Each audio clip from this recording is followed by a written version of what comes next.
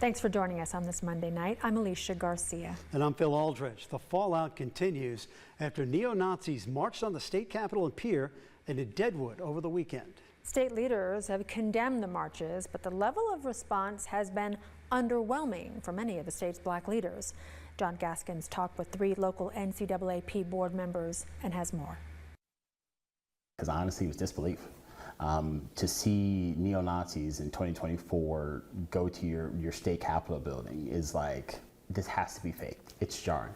It's absolutely jarring. But not surprising to Julian Baudouin, who has lived in Sioux Falls for almost 2 decades. Hatred has always been in South Dakota. Hatred has always been in America.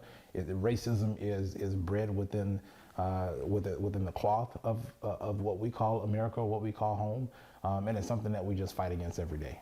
And according to these leaders, the fight against it isn't strong enough from Governor Kristi Noem, who issued a short social media statement that said, in part, that Nazis are not welcome here in South Dakota and that the state rejects hate. We live in 2024.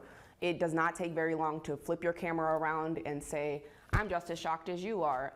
I don't want this happening in my state. I want a real, raw response. Although the protesters were escorted away from the Capitol and sent away by law enforcement in Deadwood, there are concerns about law enforcement training when it comes to these situations. Baudouin is a certified law enforcement officer who feels police were not prepared well enough to interact with the hate group.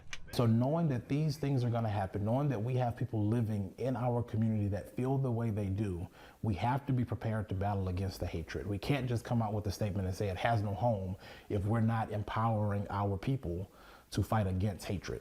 The NAACP says that while leaders in the state aren't doing enough with legislation or their words to fight bigotry, everyday people can with their actions and their words. South Dakotans, people of color here, raise their families, they go to work, they pay their taxes, they go to church, they do all these things just like you. If you do actually take the time to humanize us and people of color in the state, that might lead to a better understanding and maybe a little less hate.